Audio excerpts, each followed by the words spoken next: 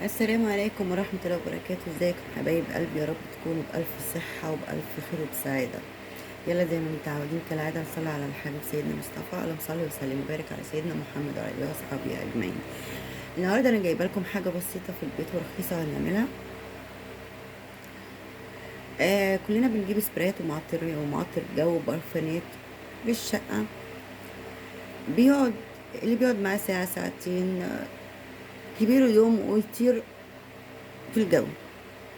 احنا عايزين حاجة ثابتة تفضل موجودة في البيت 48 ساعة يا 3 أيام، تفضل لغاية ما الزيت يطير خالص. النهاردة أنا هعمل لكم حاجة بسيطة في البيت ومتناول الإيد ومش هتتكلفي نفسك إلا نقول 10 جنيه. تمام. يلا نسمي بالرحمن. بسم الله الرحمن الرحيم. بصوا حبايب قلبي ونور عينيا، بس أتمنى ما تنسونيش في اللايك، تفعيل الجرس والاشتراك عشان يوصلكم كل جديد فضلا وليس الامر حبايب قلبي. واتمنى ما تنسونيش في التعليقات كالعاده اللي بقراها بتساعد قلبي بيكم، وربنا يسعد قلوبكم وحياتكم ودنيتكم ويسعدنا يا رب اللهم امين. بص حبايب قلبي نور عينيا، احنا بص معانا حاجه بسيطه. احنا دلوقتي معانا يعني شوف، انتوا عايزين ريحه الياسمين اللافندر اللي انتوا حابينه. شايفين الزيت ده الياسمين وده لافندر. هنعمل طريقة جميلة قوي. الزيت ده ب10 جنيه، اختاري منهم واحدة ومش هتكلفي نفسك، هي 10 جنيه. هنجيب معانا مقص وكمامة. الكمامة ديت احنا هنحاول نفتحها من طرفها من اولها كده اهوت، عشان احنا هنحتاجها. هنعملها زي فواح. تمام.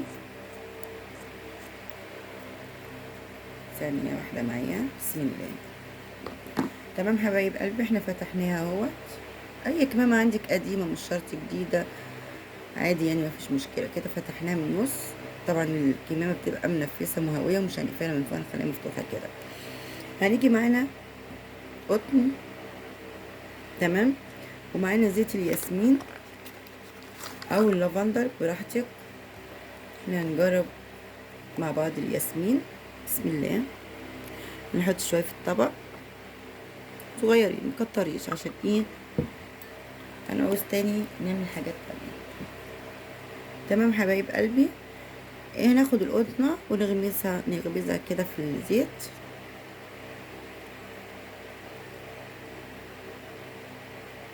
شربنا القطنة بالزيت الياسمين او اللافندر. تمام. هي كده اتشربت معانا الياسمين. يا سلام، شوف الريحة. تمام. احنا ايه عملنا القطنة شربناها بالزيت الياسمين. هنحطها فين؟ في الكمامة جوه. اوكي. بص يعني الريحة جاية ليا وانا قاعدة كده اهوت. تغمزيها في الزيت وتحطها في الكمامة جوه. عايزة تعملي واحدة تاني. تمام.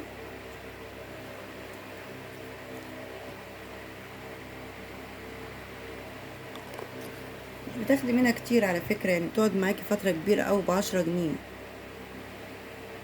غمزنا القطنة اهي في الزيت كده بالمنظر ده، مليناها زيت. القطنة شربت الزيت، بنحطها بالمنظر ده في الكمامة. تمام. كده بقى انا عندي فواحة طبيعية وبتقعد معايا فترة كبيرة. انا هعلقها بالمنظر دوت. عايزة تعلقيها في أوضة النوم، تعلقيها على الدولاب، تحطيها جوه الدولاب تدي ريحة الياسمين، تحطيها في اي مكان. تمام. برضو اللي بيقولك الحمام، احنا شفت بكرة الحمام في كرتونة بتبقى جوه بكرة المناديل. الكرتونة دي ممكن نغمزها برضو الزيت يا جماعة بيقعد فترة كبيرة قوي، بيقعد معانا فترة كبيرة قوي. فممكن تغمزي الكرتونة ديت، او نفس الحكاية تحطي الكمامة كده بالقطن المعطر او الزيت اهو باين اهوت. يعني الريحة واصلالي، يعني مجرد ان انتوا علقتوها خلاص انسي ريحة الشقة كلها، تبقى ياسمين او لافندر. تمام حبايب قلبي. وفي فكرة تانية برضو جات لي جميلة جدا، انا عاملة الفكرات ديت على فكرة. تمام. شفتوا العصاية بتاعت الايس كريم دي اللي ممكن كده بسبانة ونحط عليها كده اهوت، نمشي كده عليها الزيت.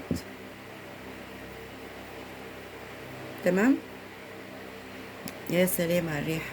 دي بقى تحطيها في الدولاب، في المكتبة، في أوضة النوم، في أي مكان تحطيها تديكي يعني كأنك انت جايبة فواحة. معلش الفواحات دلوقتي عاملة 75 ومية ومية وكمان وصلت، دي كانت 75 من فترة يعني. فبجد الريحة تحفة. وفي منه اللافندر وفي منه زيت الياسمين. وانتوا براحتكم حبايب قلبي، يعني انتوا ممكن تجيبوا الزيت عطري، الزيت بالجرام. انا مختصرة وجايبة دي ب10 جنيه، فقلت اوفر واديكم فكرة. عايزين تجيبوا زيت اللي بالجرام، الزيت الخام اللي بالجرام المعطر. تمام. هو الجرام تقريبا كان اخر مره جبته كان ب5 جنيه، معرفش دلوقتي بكام عشان ما اكذبش. هتجيبي 4 جرام 5 جرام تخليهم عندك وتعملي نفس الفكرات دي. انت وفرتي حكايه ايه الفواحات. فبصراحه هي فكره لذيذه وجميله وهتدي ريحه للحمام. دي ممكن تعلقيها كمان جوه الحمام. الكمامه ديت هتديكي ريحه جميله جدا.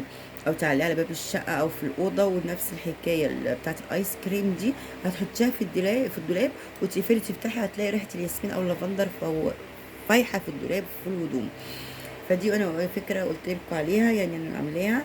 والزيت دوت هو في منه الزمزم وفي الحواج ومكه كذا نوع.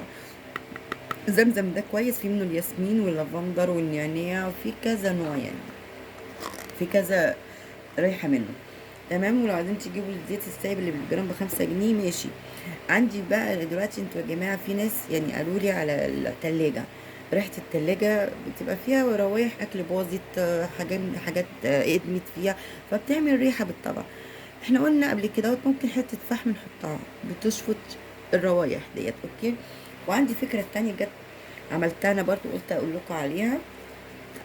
بصوا يا حبايب قلبي، معانا احنا بن هنحطه في برطمان كده ونشيل الغطا بتاعه. تمام. هنجيب قطعتين شاش بالمنظر ده، قطعتين شاش كده اهوت.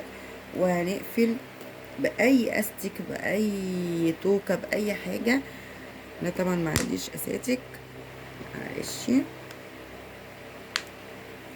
هنقفل عليه الشاش كده اهو بالطروف.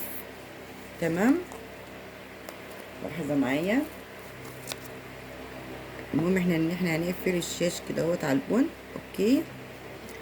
وهنحطه في التلاجة. البن مش هيبوظ. تمام.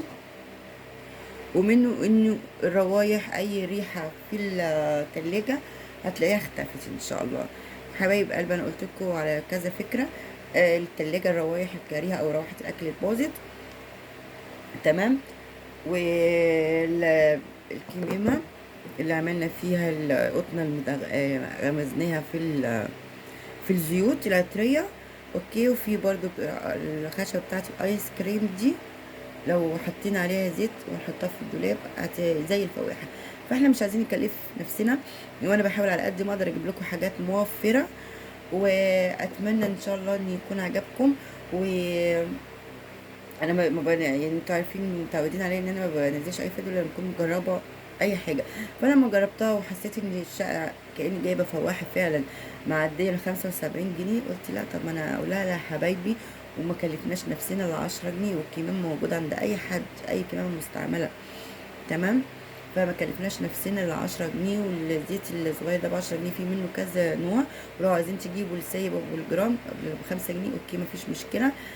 يا رب اكون افدتكم بالفيديو بتاعي. وزي انا فاكراكم دايما ومش ناسياكم، تفتكروني دايما حبايب قلبي بتعليقاتكم الحلوه وباللايك والتفعيل الجرس والاشتراك عشان يوصلكم كل جديد. حبايب قلبي وفضل ليس امرا، ربنا يسعد قلوبكم ودنيتكم وحياتكم.